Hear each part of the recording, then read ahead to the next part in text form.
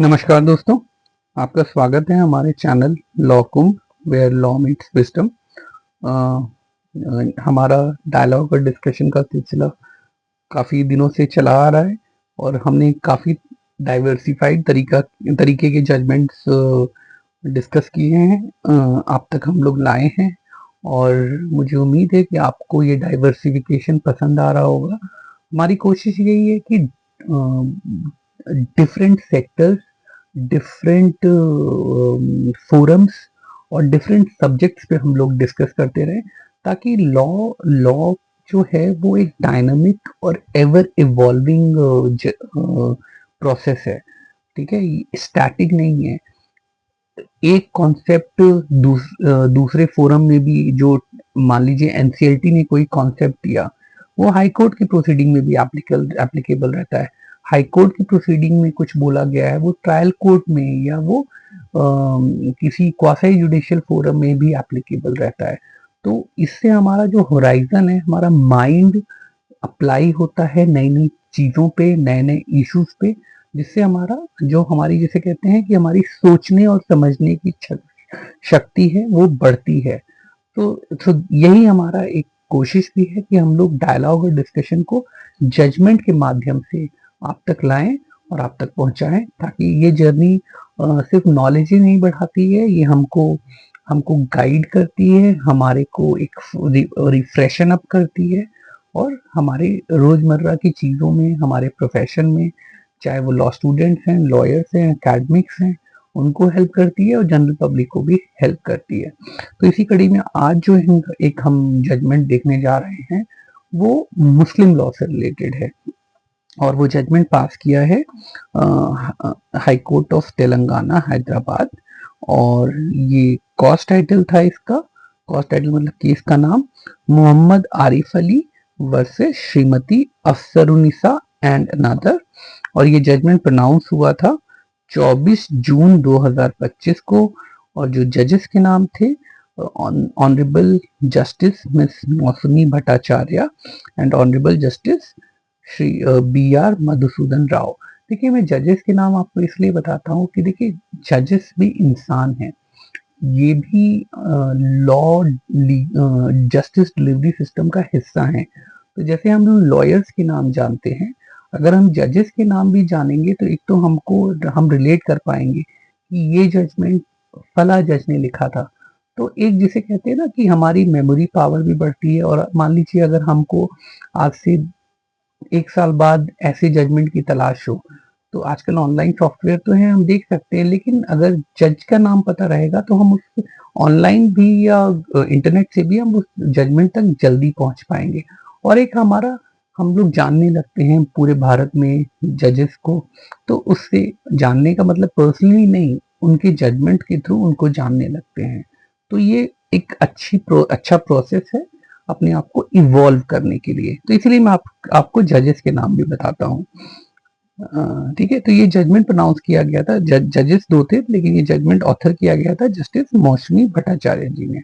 ये पहले Calcutta high court की जज थी और इनका ट्रांसफर लेकिन हो गया था। इन्होंने खुद ही ट्रांसफर मांगा था आउटसाइड कैलकाटा, तो इनका ट्रांसफर अब हो गया है तेलंगाना हाई कोर्ट में। ठीक है, आइए इस जजमेंट को देखते हैं। देखिए, दिस जजमेंट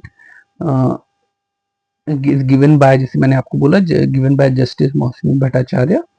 और अब देखते हैं इस जजमेंट में क्या था, क्या चैलेंज हुआ था। The family court appeal arises out of an order dated 6/2/2024 passed by learned family court Hyderabad in a petition filed by appellant for declaration that the judgment passed by the respondent number 2, respondent number 2 कौन था? सदा ए हक शराय council, सदाए हक शराय council, by which the marriage between the appellant कौन है? husband and the respondent number 1 was dissolved, should be declared null and void and not binding on the appellant। देखिए, इसमें जो शादी थी पिटिशनर एपिलेंट और रिस्पोंडेंट नंबर 1 के बीच में, वो ये रिस्पोंडेंट नंबर 2 जो थी सदाए हक शरिया काउंसिल ने इसको डिसॉल्व कर दिया था। ठीक है, उस डिसॉल्व करने के बाद उन्होंने उनको एक डॉक्यूमेंट दिया कि अब आपकी शादी डिसॉल्व हो गई है। उस डिसॉल्यूशन ऑफ मैरिज डॉक्यूमेंट को इन्होंने चैलेंज किया। फैमिली कोर्ट अपील में कि और हम उनकी मतलब वाइफ लेना चाहती थी डिवोर्स, उसने डिवोर्स ले लिया, लेकिन हस्बैंड उस डॉक्यूमेंट को कैंसिल कराना चाह रहा था। यानी husband has come in this appeal challenging the divorce granted by respondent number 2 which is Sadae Haq Sharia council. ठीक है। फिर ट्रायल कोर्ट ने भी उसको ट्रायल कोर्ट में गए थे वो चैलेंज करने के लिए हस्बैंड। ट्रायल कोर्ट ने डिसमिस कर दिया petition on the ground that the respondent number 2 had followed due procedure in issuing a divorce certificate to the respondent number 1 wife. The trial court also found that the respondent number 1 had obtained khula divorce from the appellant by following the procedure laid down by the court. देखिए खुला divorce वो होता है जब wife husband के साथ नहीं रहना चाहती है और वो हस्बैंड को बोलती है कि तुम मुझे शादी से आजाद कर दो, मुझे छोड़ दो अब, क्योंकि तुम्हारे साथ रहना मेरे लिए अब पॉसिबल नहीं है। ठीक है। इसको खुला डाइवोर्स बोलते हैं। मुस्लिम लॉ में जैसे आपको बताया कई तरह के डाइवोर्स होते हैं, ये खुला डाइवोर्स ताकि वाइफ ने हस्बैंड से बोला कि तुम मुझे छोड़ दो। ठीक है। फिर उसमें जो फैक्ट्स थे कि शादी कब हुई थी, 1/6/2012 को हुई थी, 11,000 का उसमें डावर था। जो रिस्पॉन्डेंट नंबर 1 थी वो 5 साल तक शादी में रही थी।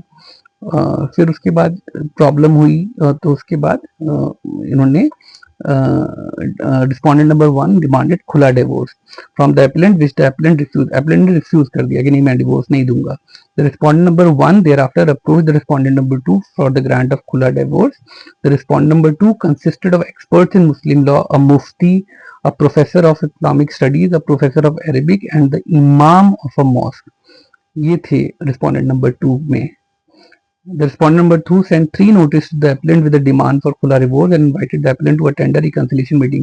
Respondent number 2 ने इनको बुलाया भी कि आओ मिलो तो देखते हैं बातचीत सॉल्व होती है।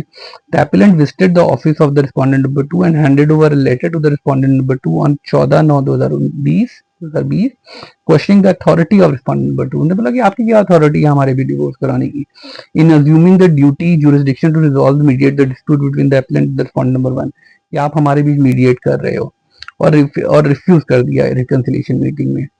फिर फेल्ड कंसिलिएशन एफर्ट्स से की वजह से इन्होंने खुलानामा दे दिया, मतलब डिवोर्स सर्टिफिकेट दे दिया 5/10/2020 को रिस्पोंडेंट नंबर 1 को कि आपकी मैरिज डिसॉल्व हो गई है। उसी सर्टिफिकेट को रिस्पोंडेंट नंबर 2 ने चैलेंज किया। अब देखिए आर्ग्यूमेंट किया थी, argument on behalf of the parties. Learned senior counsel appealing for the appellant argues that the respondent number 2 being a society NGO is not the right to grant divorce by dissolving the marriage. उन्होंने बोला कि respondent number 2 तो एक NGO है, वो कैसे शादी को डिसॉल्व कर सकती है। फिर उन्होंने और सबमिट किया respondent number 2 lack the jurisdiction to decide on a plea for khula divorce and hence no authority. उनको खुला डिवोर्स डिसाइड करने का कोई पावर नहीं है, इसलिए उनका जो सर्टिफिकेट है वो बेकार है। Learned counsel appealing for respondent number 1 praised for dismissal of the family court appeal on several grounds. ये अपील को रिस्पोंडेंट नंबर 1 मतलब वाइफ के लॉयर ने बोला कि आप अपील को डिसमिस कर दीजिए, ग्राउंड्स बताए। Counsel explain the concept of khula divorce in the light of section 2 of the Muslim personal Sharia law application act. Counsel relies on the judgement of Javeria Abdul Majid Pani of the Calvary of the Supreme Court, which says that khula divorce and urges that the dissolution of marriage by way of khula divorce come into effect without the intervention of the court. जो ने कहा कि खुला divorce में court की जरूरत नहीं है, जैसे हिंदू मैरिज एक्ट में हर चीज डिवोर्स में कोर्ट की जरूरत है, मुस्लिम में खुला डिवोर्स में कोर्ट की जरूरत नहीं है। It is submitted that the findings of the family court are factually undisputed and that the appellant has not challenged the 6 principles formulated by the family court. Counsel submit that the family court arrived at a detailed conclusion that the marriage between the appellant and the respondent number 1 is no longer subsisting and hence the appellant is not entitled to seek setting aside of the threat finding. ठीक है। अब इन्होंने decision क्या दिया, देखिए इन्होंने फिर कुरान के चैप्टर 2 वर्स 229 को कंसिडर किया गया, जो यहाँ पे था कि divorce must be pronounced twice and then a woman must be retained in honour or release in kindness and it is not lawful for you that you take from women out of what you have given them when both fear that they may not be able to keep within limits imposed by Allah, and if you fear that they may not be able to keep the limits of Allah, in that case it is no sin for either of them if the woman ransom herself. जब वो these are the limits impose by Allah, transgress them not, for whose transgression Allah limit such are wrong doers. ये इस verse को consider किया गया। खुला divorce को भी डिस्कस किया गया। खुला लिटरली मीन्स रिलिक्विशमेंट इन अरबी की छोड़ देना, रिलिक्विश मतलब छोड़ देना। It is a mode of dissolution of marriage when the wife does not want to continue with the marital tie and can settle the matter privately considering mufti and of her school. Mufti जो है advisory decision देगा based on the Shariat of school. In a khula divorce the wife proposes to her husband for dissolution of marriage which may or may not be equivalent offer of the part of the wife to give something in return. खुला divorce अगर मांगती है तो wife कुछ दे भी सकती है, जैसे जो कुछ पैसे दे सकती है या नहीं भी दे सकती है। खुला डिवोर्स उसका एब्सोल्यूट राइट है। The wife may however offer to relinquish her claim, और जो मेहर है, मेहर को बोलेगी मैं नहीं लूंगी, मेहर जो डावर उसका हक होता है वो हो सकता है ना भी ले। If the matter can not be settled privately and is carried to litigation, the जज qazi is required to deliver a judgement based on the Shariat. ये जजमेंट है Masoor Ahmad versus state of and city of Delhi. The difference between khula divorce and mubarak divorce is that the former is initiated by the wife whereas both by the initiated by the wife, whereas both spouses desire a separation of mubarak divorce. मुबारक में दोनों लोग decide करते हैं mutual consent से, खुला में सिर्फ वाइफ डिसाइड करती है। In essence a wife rights to khula is parallel to husband right to talaq and both forms of divorce are unconditional. ठीक है, तो उसके बाद verse 228 229 of chapter 2 of Quran को भी कंसीडर किया कोर्ट ने। उसके बाद फिर खुला डिवोर्स के प्रोसीजर को भी कंसीडर किया गया, जो 4 प्रोसीजर हैं।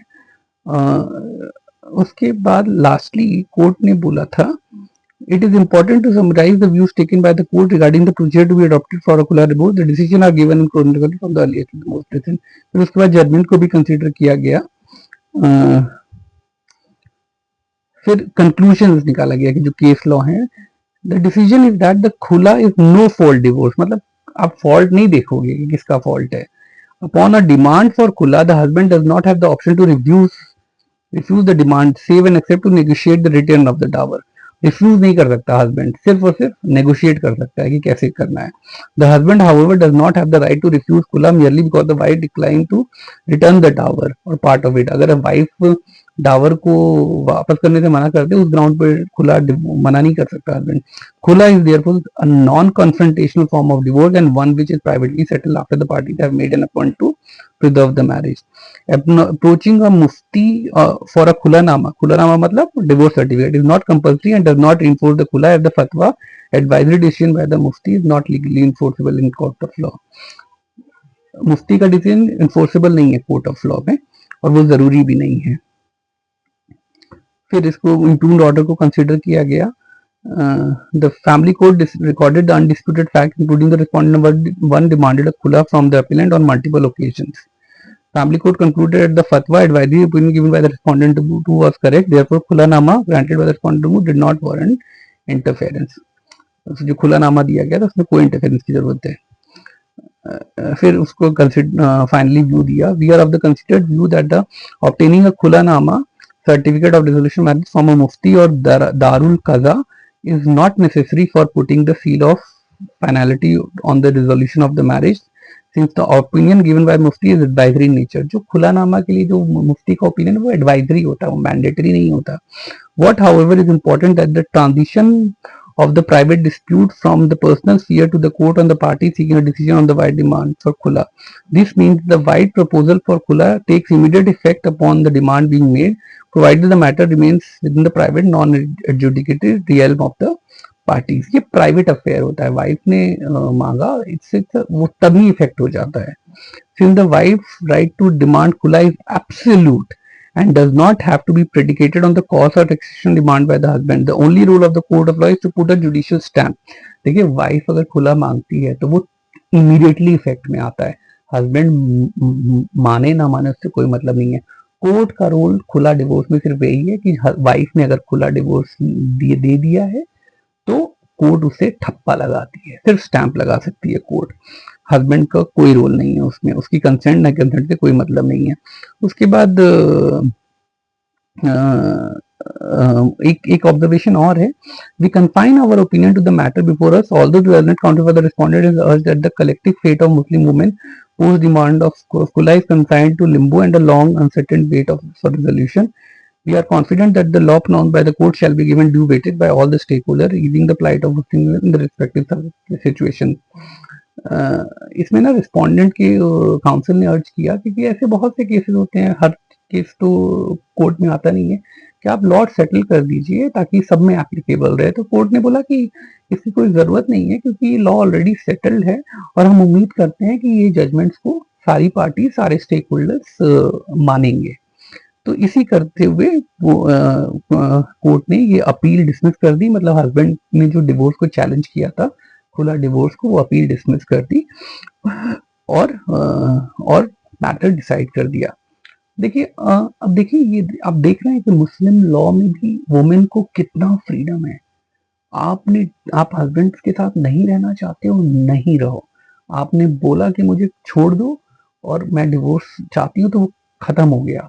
अगर आपको प्रॉपरली कराना है, मुफ्ती के पास जाएंगे तो एडवाइजरी ओपिनियन देगा, सुलह कराने की कोशिश करेगा.